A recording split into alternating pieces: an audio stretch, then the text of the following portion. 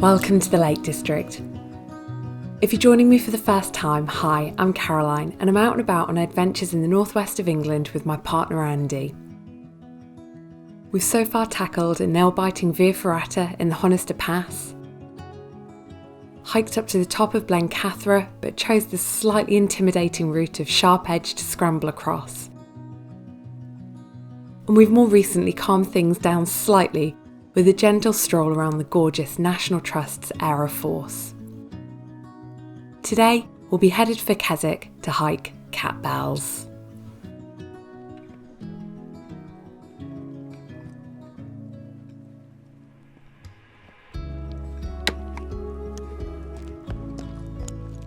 This morning we've come along to Keswick in the north of the Lake District. We are just wandering through town at the moment, having passed the museum, and we're now walking through Fitz Park, which is absolutely gorgeous. And it doesn't really feel that early to me. It's probably about 9 o'clock in the morning, but it's a Tuesday, it's after the bank holiday weekend, and certainly the lay-by that we parked in yesterday when we drove past it was completely empty today. So I think it's really started to quieten down. It seems to mostly be locals out jogging at this early hour, and you can still hear the bird song. So the park is pretty much empty for the odd jogger, but it is absolutely beautiful in here with flower beds and really big mature trees. You've got lawn tennis courts, you've got bowling greens. It's very, very pretty, but we aren't hanging around too long in town because we need to get ourselves down to the Launch, which is a boat that will take us across Derwent Water, because this morning we are going to be hiking up Catbells.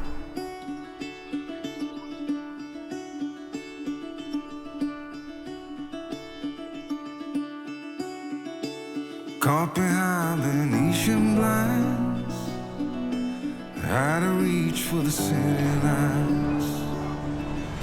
This ain't where I belong.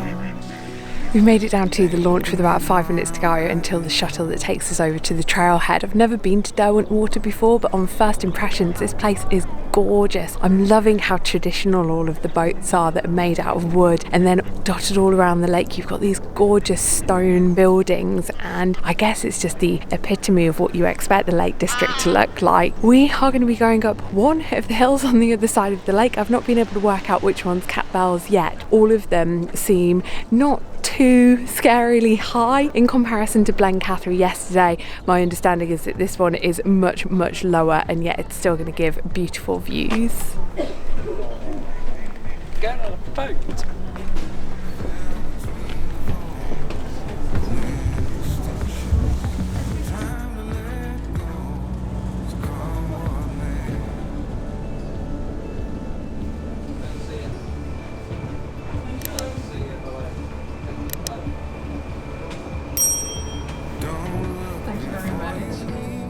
It was a short but a sweet boat ride across the lake, and it was stunning just looking out onto all of the crags and the hills and really beautiful houses dotted around.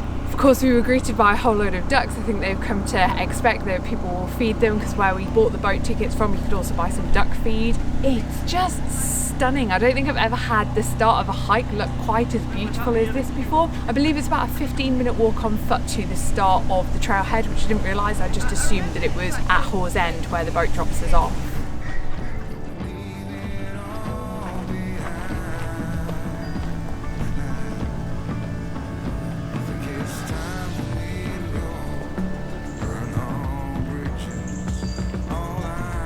Completely different feel to the start of yesterday's hike, where obviously it was no trees around and it was just ferns at best. The area is really giving me autumnal vibes. It's the 31st of August, but already some of the leaves are starting to change, and we've come across this log that's got loads and loads of mushrooms growing off the top of it. I think autumn is starting to set in the colder parts of the UK.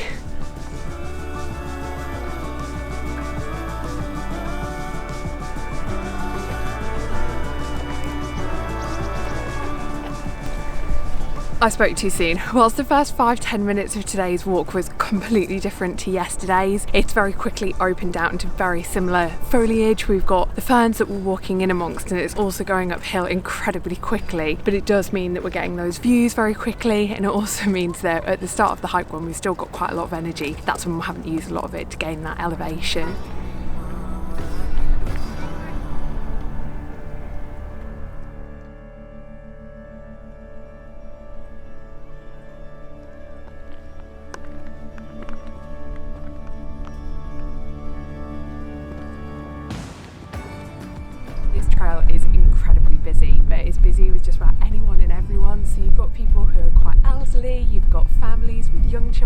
families with much older children, you've got couples like us, dog walkers. It just seems to be a walk that about anyone can do. The hill behind me isn't actually Catbells, it is Thomas Arthur Leonard, and we've got to get over that and then keeping on going up a little bit more to get to Catbells.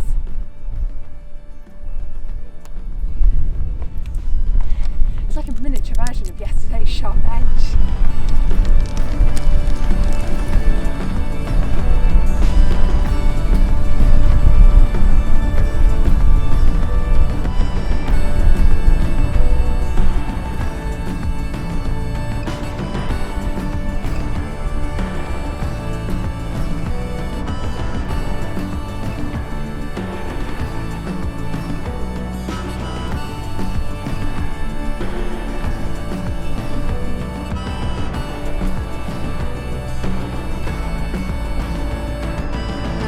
Catbells is the one that's come into view, so we're not actually too far away from it. It really is a short hike.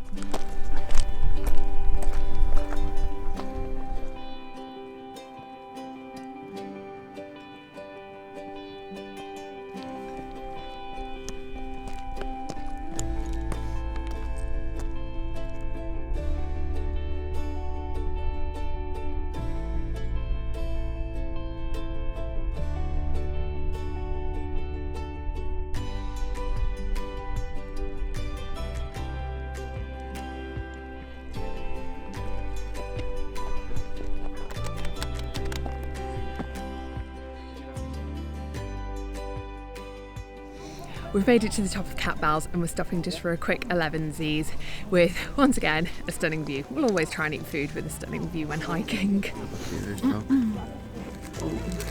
That's right. Oh. Surprised.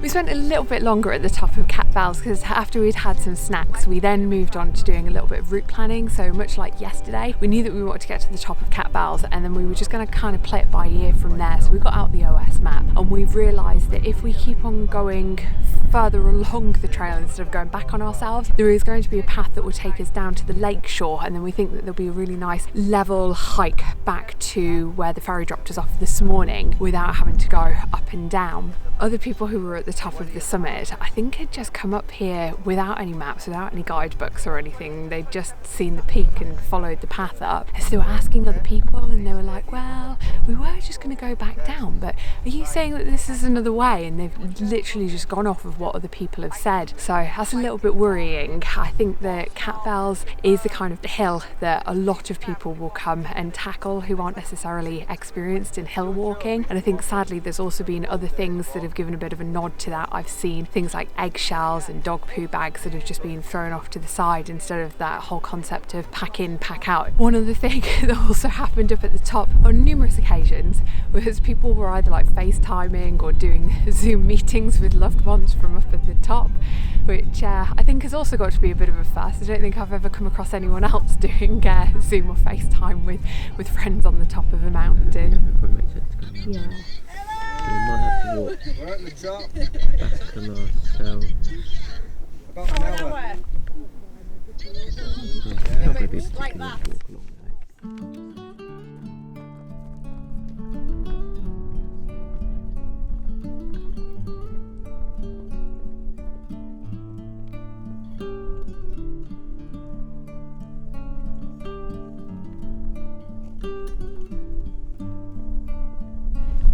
So we're now properly coming off of this and it is zigzags going down or switchbacks, but I am looking at the gradient thinking, oh no, this is going to hurt my knees.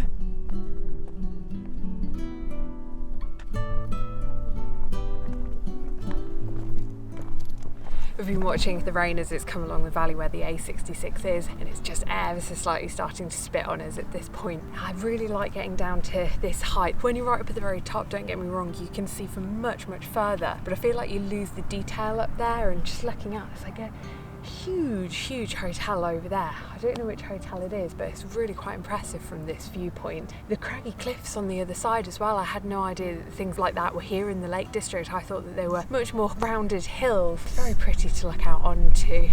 Hopefully we'll get back down under the tree cover before the rain gets any heavier, or actually no, if we're hoping for things, hopefully the rain won't get any heavier than just this spitting that we've got at the moment.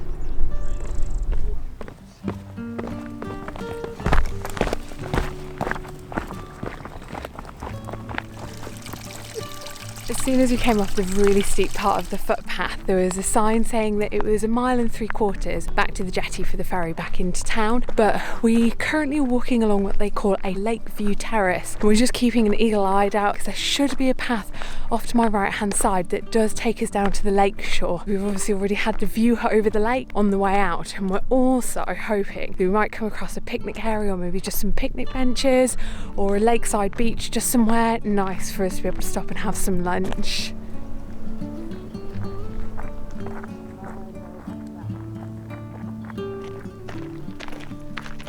We've come off the terrace and we've just had to cross a very small country track. Very helpfully it's signposted with a big sign saying to the lake, but I think in fairness we are both getting a little bit hangry, so we're going to try and quickly get down there so that we can end this hanger.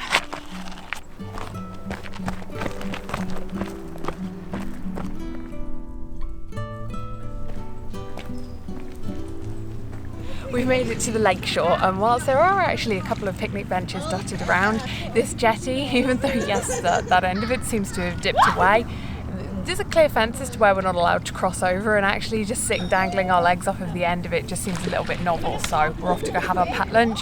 Surprise, surprise, ham and egg sandwiches once again.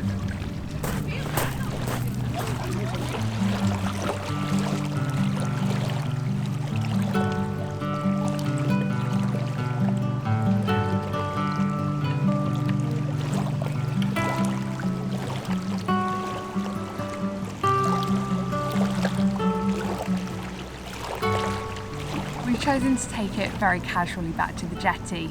The ferry is only once an hour, and in order to have made the next one straight after lunch we would have had to put some serious pep in our step. Given that we've just hiked up Catbells and back down, we are on holiday, and we just kind of decided, you know what, we'll just catch the next one in just over an hour's time and really enjoy this side of the lake. There is a very well maintained path that's about 2-3 metres away from the lake shore, but unfortunately there is a tree line that's blocking the really beautiful views over the lake shore, so we have been choosing to take the path slightly less well travelled, actually going along the lake shore, but in parts we've had to duck underneath tree branches.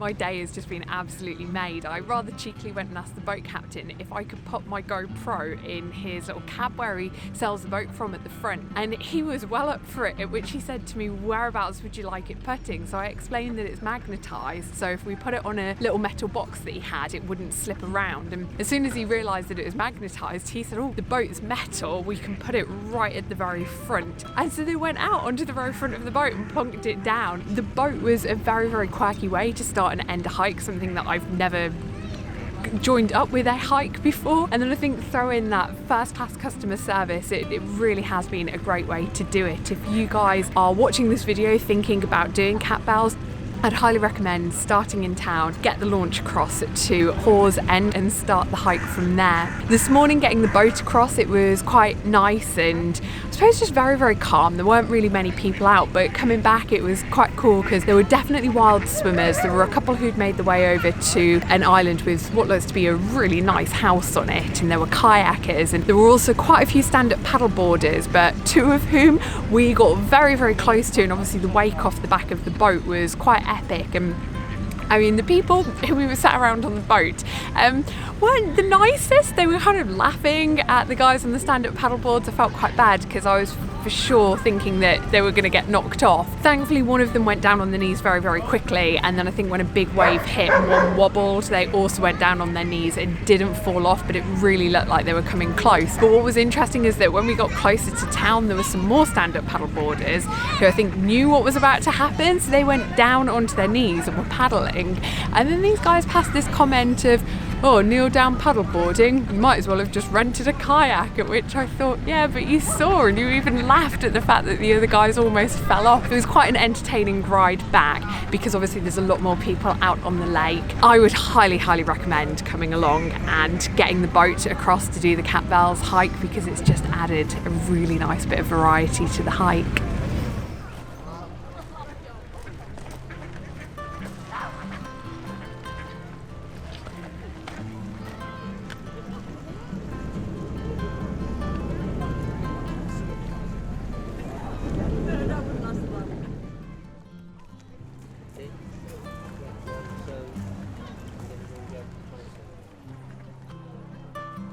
Managed to make it back to the car after having hiked Catbells, and I think it's definitely a hike where there's very clear pros and very clear cons. I'll start with some of the cons, get those out of the way. I found the trail to be a bit too busy for the enjoyment level to still be as peaked as what it should have been, and unfortunately I think that a lot of the people who tend to choose to hike Catbells aren't very respectful of the environment, leaving far too much litter around, leaving things like dog poo bags around as well. And for me, that did really spoil the, I suppose, enjoyment of it.